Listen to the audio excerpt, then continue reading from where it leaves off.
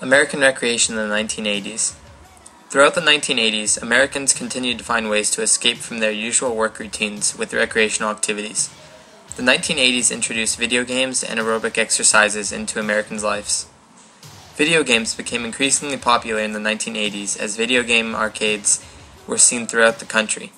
These arcades, seen in supermarkets, restaurants, liquor stores, and gas stations, were ways for the owners of these establishments to earn some extra money from the games. Some games seen in the 1980s were Pac-Man, Super Mario Bros., Donkey Kong, and Metroid. These games gave Americans a break from daily work life to enjoy their leisure time. Aside from video games, many Americans needed things to do to stay fit, and aerobic exercising was just the way to do it.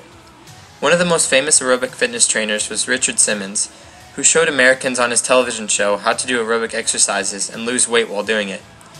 6, 7, double touch, side, and side, now walk up 4, 1, 2, 3, 4, now double here, that's it, you're doing fantastic, back, a low diagonal, side. At this time, about 18 million Americans were doing aerobic exercises each day.